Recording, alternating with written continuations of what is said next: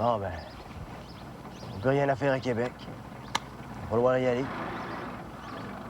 Ouais. Puis, nous là, c'est que t'en fais? T'as donc tu devrais te citer? Es-tu fou? Ça sera pas chrétien de la domper de même. Puis, c'est de la parenté. De la parenté éloignée en baptême, Lionel. C'est parent avec ton oncle Isidore qui est ton oncle de la fesse gauche. Si t'as pas d'autre raison, t'oses bien dire que t'en as pas pantoute. Non, on peut pas la domper de même. Bon, on la dompe pas de même. C'est pas ce qu'on fait avec. Veux-tu qu'on la ramène chez Rosanna, ta mère? T'es-tu fou? Pas de rate de même. La mère, elle a le cœur sur la main, mais une surprise, elle peut pas supporter ça. Une nouvelle, faut qu'elle la connaisse d'avance avant de la trouver bonne. Autrement, elle la trouve mauvaise. Tu le sais aussi bien que moi. Ouais. Ça, c'est aussi vrai que toi et moi, on est petites. Ça fait que? Je ne sais pas, moi. Faudrait qu'on ait plus de temps devant nous autres pour jongler puis trouver quelque chose. Ah, ben, dans ce cas-là, c'est pas compliqué. Ben donc, on reste à Québec le temps qu'il faut. Ben donc, on la ramène avec nous autres. Il n'y a pas à en sortir. On peut pas rester à Québec.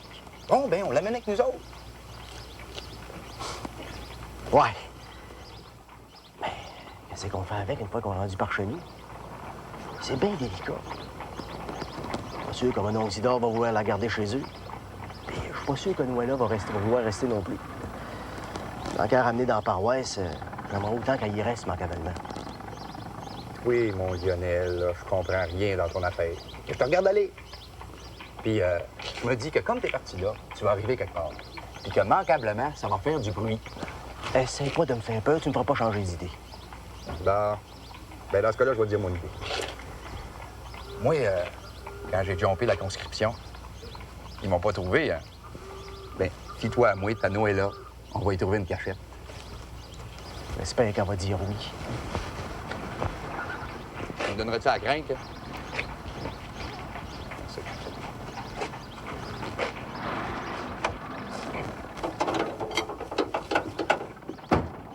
Contact.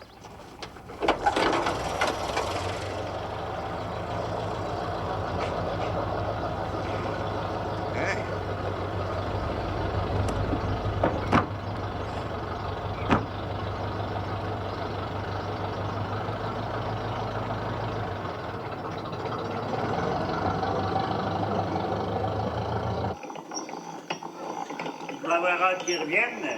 Qui ça? Lionel? Manquablement. C'est toi qui fais tout son ouvrage. Et pendant ce temps-là, tu fais pas la tienne au moulin. Hein? Au moulin. Tu vois ce que je veux dire? Celle de Marie-des-Neiges que vous parlez, c'est une fille bien raisonnable puis bien endurante. Ben, il faut qu'elle soit pour avoir enduré que le mariage soit remis à plus tard. Encore chanceuse que tu sois pas mort. Les pommons, c'est délicat. Au cas que mon temps n'était pas fait, on va s'en prendre d'ici à la fin de l'automne. Fin des élections? Probable, oui. Ou tu sièges comme ça, tu vas être poigné comme moi? Peut-être. Et je vous suis pas, là.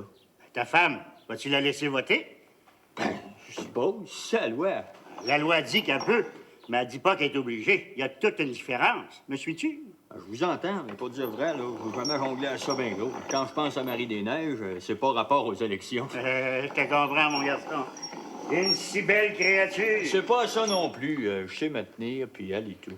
Ouais, ça, j'en ai jamais douté. Moi, tu comprends, quand je pense à vaillance, c'est pas pour la galipette. On a passé l'âge pour ça. Mais les élections, c'est une affaire. On n'est jamais trop vieux pour ça. Puis là, bout de siège, le gouvernement à Ottawa nous occasionne un sérieux problème avec leur idée de faire voter les femmes qui sont en âge. Comme s'ils avaient oublié le souvenir de la conscription pour échauffer les esprits. Ah, puis il y a d'autres problèmes, hein, pas vrai, Yvon? Je veux pas jongler à ça, M. Leclerc. J'ai bien gros à faire pour m'établir. Je vais voter comme elle paye, c'est bien normal. À première vue, ça peut paraître de même, mais si j'étais toi, moi, je me mettrais à jongler beto. Parce que ton père, le beau Joseph Arthur Lavoie, il est rouge. Il va travailler pour Mackenzie King, comme lui puis son père de son vivant ont travaillé pour Sir Wilfrid Laurier. Mais ton beau-père, Yvon, ton futur beau-père, Siméon Desrosiers, il est tendu bleu d'un bord à l'autre puis de père en fils. Siméon, quand il parle de Sir Georges-Étienne Cartier, c'est comme s'il était encore vivant. N'oublie pas que c'est son grand-père, Athanas Desrosiers, qui a mis le moulin au monde en sciant des dormants pour les chemins de fer. Ça s'oublie pas, ça. Êtes-vous bien sûr de ce que vous dites là? Tu peux demander à ton père si tu me crois pas. Je crois. C'est toutes des affaires que j'ai entendues par-ci, par-là. J'ai jamais fait attention. Ouais. Manquablement que veux pas, tu vas être obligé de jongler beteau. Parce que toi, si tu votes comme ton père, rien te dit que Marie-des-Neiges votera pas comme le sien. Puis si ta femme vote d'un bord, et tandis que toi, tu votes de l'autre, on sait pas ce que ça peut faire. C'est la première fois. Ça s'est jamais vu. Ça fait que on peut pas savoir les conséquences que ça aura sur la paroisse. Bon, M. Leclerc, savez-vous, vous commencez à m'inquiéter? Ça devient compliqué en baptême de se marier en temps d'élection. Je te dis ça, moi, c'est pour ton bien, parce que c'est pas dans mon habitude d'énerver le monde pour rien. Mais c'est pas tout. Là, il y en a une qui va te faire rire en masse parce qu'elle est risible. Figure-toi que Juliette... Juliette? Ah oui, la Juliette Arosana, elle veut passer dans les rangs pour expliquer aux femmes qu'elles ont le droit de voter. Vois-tu ça, toi? Juliette. Puis qu'est-ce que c'est que son mari a dit de ça? Ah, ben Raoul, il a dit qu'elle allait y parler. Mais elle n'a pas trouvé ça toute seule, Juliette, hein? C'est la fille du notaire Fournier, c'est Alexandrine, qui a mis ça dans la tête. Puis là, ça va s'en malisser. Parce que par ici, on n'aime pas bien ça, se faire dire ce qu'on a à faire par des étranges. Eh, bout de charge que c'est triste à voir. Ils vont faire deux folles d'eux autres. Juliette. En tout cas, j'ai rien qu'un conseil à te donner, Yvon. Laisse-les pas rôder autour de Marie-des-Neiges, ces deux énervés-là. Tu vois ce que je veux dire? Moi, m'en va m'occuper de vaillance. Lionel n'est pas arrivé. Il n'est pas téléphoné. Non. Mais de Québec à ici, c'est toute une trotte, même avec un camion. Les chemins sont pas ce qu'ils devraient être. Naturellement, Lionel, il n'est pas tout seul. Il y a ton garçon, Valérien, qui est avec lui. Ah, t'es là, toi? Je t'avais pas vu. T'es pas aveugle, Joseph Arthur. Je sais bien que c'est une blague. Mais une blague, même quand elle est drôle, elle devient plate à force d'être répétée. Je t'ai pas vu pareil. Ouais. Tu peux toujours me mépriser, Joseph Arthur, mais il va bien falloir que tu me respectes, Beto, quand on va devenir parents. Pas de croche, je vais pas appeler. Petit savoir non plus. On a failli devenir parents quand ma nièce Juliette a failli marier Yvon. Ça s'est pas fait. Mais là, Yvon va marier Marie-des-Neiges à Siméon Desrosiers. Oublie pas que la belle-sœur de Siméon, c'est la femme de mon frère Nicéphore qui est établie à Québec.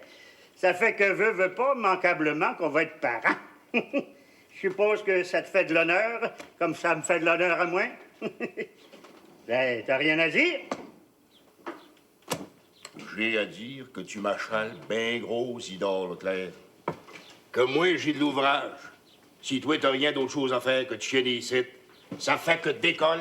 Je t'ai assez vu. Voyons. Puis si tu te mets à répéter que parce que ton frère Nicéphore a marié la tante de Marie-des-Neiges, ça fait qu'on est parents, je prends un avocat pour te faire avaler ça. M'as-tu compris, Isidore Leclerc? Un avocat. Puis Québec par-dessus le marché. Bon, c'est le diable! Maudit mal appris. Bonjour, Yvon. Des fois, on se demande si ton père, c'est vraiment ton père. Vous vous ressemblez pas. Beau tiarge.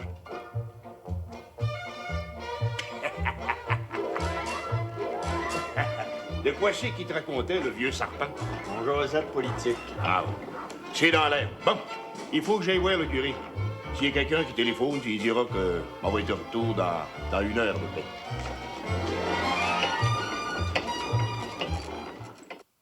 Ça fait que je me suis dit, je vais aller voir ce que notre curé pense.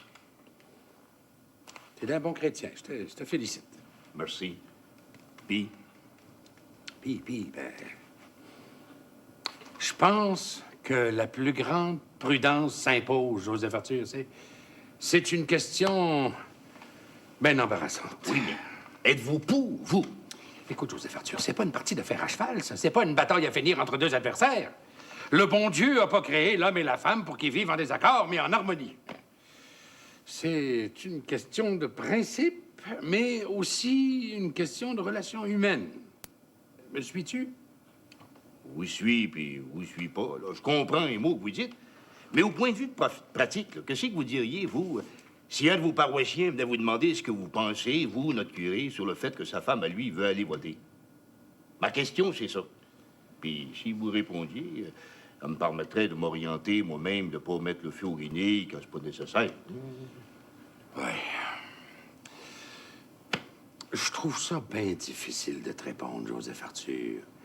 Je sais bien que toi, tu veux une ligne de conduite, un chemin à suivre, mais la sagesse m'impose de ne pas en avoir. J'ai l'intention de voir et de répondre à chacun de mes paroissiens selon son cas. Oui, mais il y a quand même une loi du gouvernement fédéral qui va permettre aux femmes, à toutes les femmes, pas seulement aux mères et aux femmes de soldats, de voter. Ça, vous pouvez pas dire le contraire. Ben, j'ai pas d'intention non plus. Tous les citoyens ont le devoir de respecter les lois, à condition qu'elles soient morales et qu'elles respectent la religion catholique. Dans le cas contraire, il appartient à nos évêques et à son éminence, le cardinal à Québec, de nous éclairer, de nous conseiller. Nul n'a le droit de substituer son jugement personnel à l'autorité. Dans ce cas-là, c'est bien clair. Il va falloir que les femmes aillent voter. T'as rien compris. Comment ça? C'est pas une loi qui oblige, c'est une loi qui permet. C'est pas comme la loi de la conscription, là, qui obligeait les hommes de 17 ans et plus, célibataires, de se présenter au service militaire. Me comprends-tu? Ouais. Je vois la différence, là.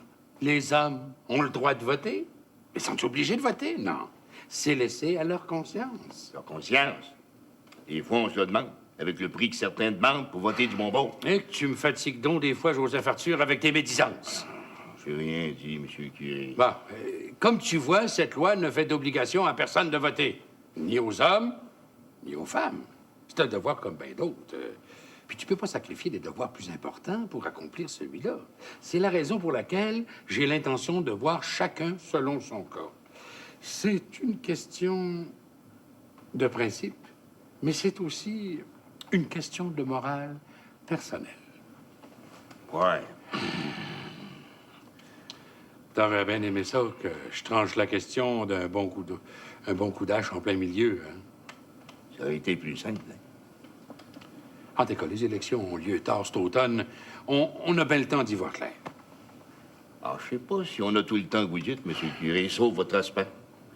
Il y a un cas qui est tellement surprenant que moi-même, j'arrive pas à savoir à quoi penser. Ouais, t'es sûr que t'en ajoutes pas un petit brin, là? C'est quoi ton cas? Juliette, la fille à Rosanna.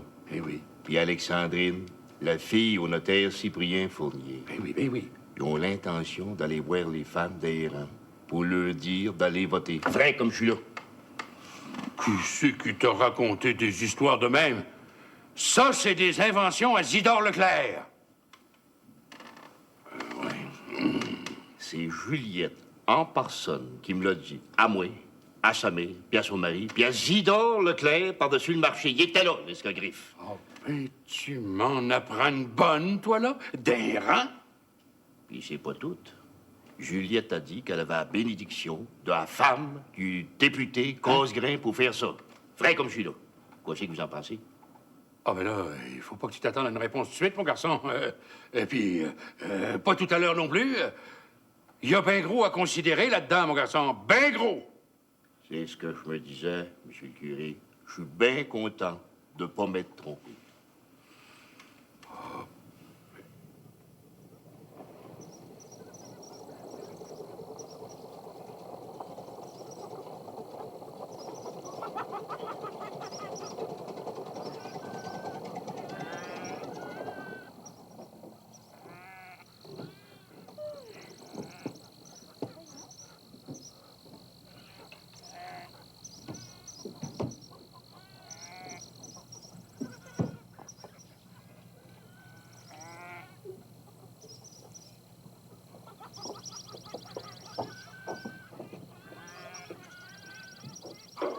Bonsoir, les enfants. Bonsoir.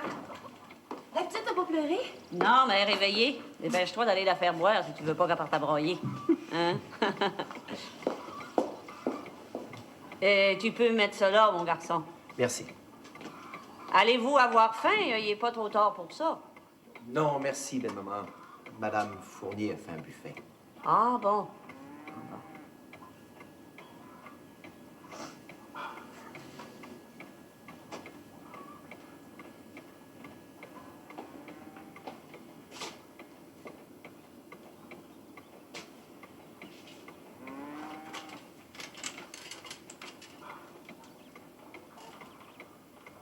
Madame Bouchard n'est pas là? Mamie Bouchard? Ah, elle est couchée, puis connaît tout. Il est déjà 7h30. Oui, naturellement.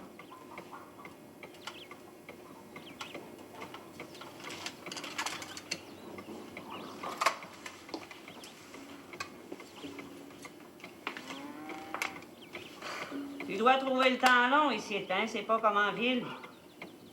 Non, non. C'est plus tranquille.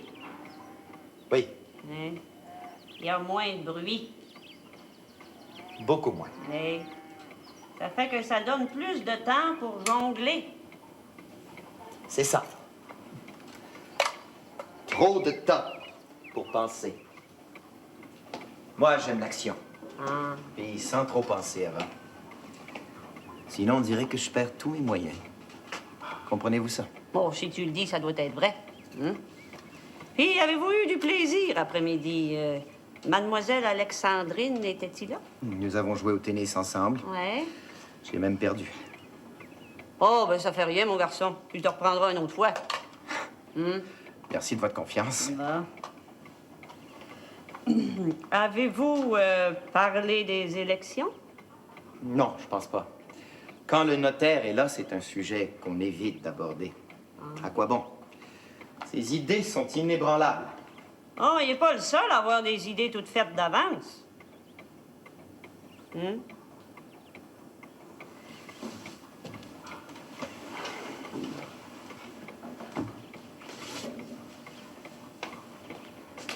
Puis ici, on s'assoyait sur la galerie. Qu'est-ce que t'en dirais, mon genre? Pourquoi pas? Va! Eh bon, Jean. Tiens, assis-toi.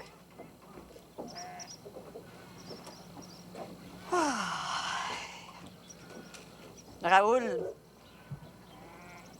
quand tu vas parler à Juliette comme Joseph Arthur t'a demandé de le faire, sois bien prudent dans tes paroles. Bon, t'es le mari de Juliette, puis t'as le droit d'y parler. Et ma fille est bien fière. Puis bien orgueilleuse, pour dire franc. Mais Joseph Arthur a raison de te demander de parler à Juliette. C'est dans son intérêt.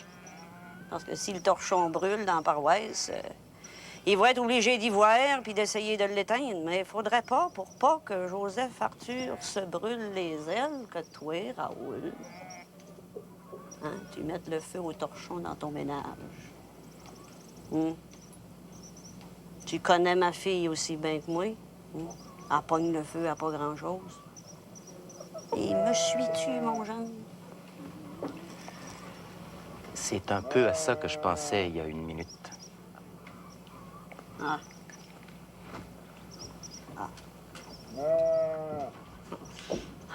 Bon, mais je pense que la petite s'est endormie finalement. Assis-toi, puis barce-toi avec ton mari. Moi, je vais aller barcer ta petite. Merci bien.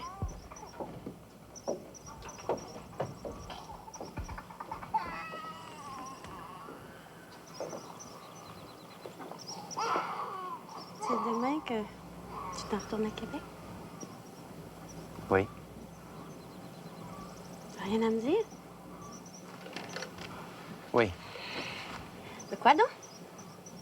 Ben, je vais m'ennuyer de toi, comme de coutume.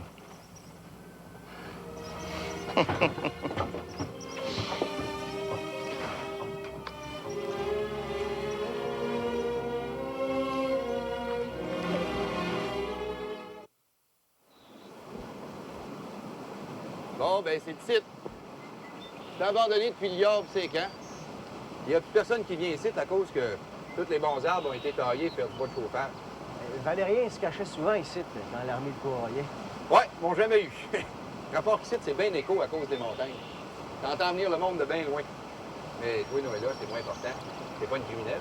Ben non, c'est vrai, t'es pas une criminelle. Entrez, entrez! Tiens. Ça, c'est bon que je m'étais fait. Avec des branches de sapin, ça va être parfait. Si c'était l'hiver, je dis pas. Mais là, c'est la belle saison.